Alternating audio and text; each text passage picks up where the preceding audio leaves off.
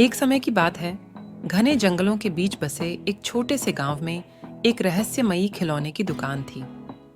यह दुकान अनोखे और प्राचीन खिलौने बेचने के लिए जानी जाती थी, जिनके बारे में कहा जाता था कि इनमें अलौकिक शक्तियां होती थीं। ग्रामीणों का मानना था कि ये खिलौने शापित थे और वे हर कीमत पर दुकान से दूर रहते थे। एक दिन राज, सिमरन और आर्यन नाम के दोस्तों के एक जिज्ञासु समूह ने भयानक खिलौने की दुकान का पता लगाने का फैसला किया। उन्होंने एक विशेष खिलौने के बारे में कहानियां सुनी थीं। एक पुरानी गुड़िया जिसके बारे में अफवाह थी कि वह रात में जीवित हो जाती थी। रहस्य को उजागर करने का दृढ़ निश्चय करके दोस्त सूर्यास्त के बाद दुकान में दाखिल हुए। जैसे ही उन्होंने अंदर कदम रखा, हवा ठंडी हो गई और मंद रोशनी वाले कमरे में लंबी डरावनी छाया पड़ने लगी। अलमारियां धूल भरी गुड़ियों, चरमराते हुए घोड़ों और प्राचीन बोर्ड खेलों से भरी हुई थीं। कोने में मकड़ी के जालों की परत से ढकी कुख्यात पुरानी गुड़ियां थीं। जैसे ही उन्होंने अंदर कदम रखा, हवा ठंडी हो गई और मंद रोशनी वाले कमरे में लंबी डरावनी छाया पड़ने लगी।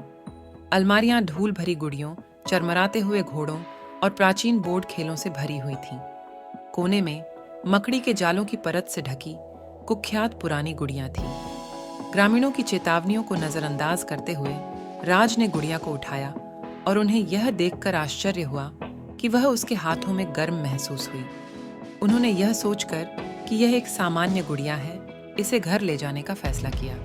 उन्हें कम ही पता था, उन्होंने एक प्राचीन आत्मा को बाहर निकाला था जो सदियों से गुड़िया में फंसी हुई थी। उस रात जब दोस्त शांति से सोए तो पुरानी गुड़िया की आंखें खुल गईं। धीरे धीरे वह खड़ा हुआ और चलने लगा। यह पूरे घर में घूमता रहा, जिससे जहां भी यह गया तापमान गिर गया। गलियारों में अजीब सी फुसफुसाहटें गूंज रही थीं और दोस्त एक भयानक धुन से जाग गए जो गुड़िया से ही आ रही थी। भयभीत राज, सिमरन और आर्यन एक साथ लिपट गए। उन्हें एहसास हुआ कि उन्होंने अपने जीवन में एक अलौकिक उपस्थिति को आमंत्रित किया। पुरानी गुड़िया, जो अब प्रतिशोध की भावना से प्रेरित थी, उसने दोस्तों के साथ शरारती चालें खेलना शुरू कर दिया। वस्तुएं अपने आप हिलने लगती थीं और छाया में भूतिया आकृतियां दिखाई देने लगती थीं। श्राप को तोड़ने के लिए बेताब दोस्तों ने गांव के बुजुर्ग की मदद मांगी, जिन्होंने बताया कि खुद को मुक्त करने का एकमात्र तरीका चंद्र ग्रहण के दौरान पुरानी गुड़िया को खिलौने की दुकान में वापस करना था। जैसे जैसे ग्रहण नजदीक आया, दोस्तों को दुष्ट आत्मा की ओर से कई चुनौतियों का सामना करना पड़ा, जिससे उनकी दोस्ती और साहस की परीक्षा हुई।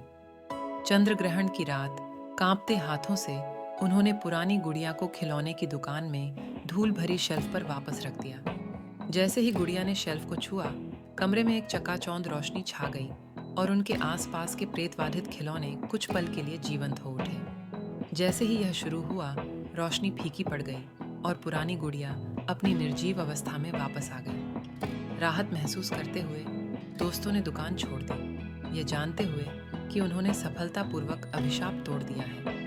रहस्यमय खिलौने की दुकान बनी रही, लेकिन ग्रामीणों को अब भीतर की शक्ति का एहसास हुआ।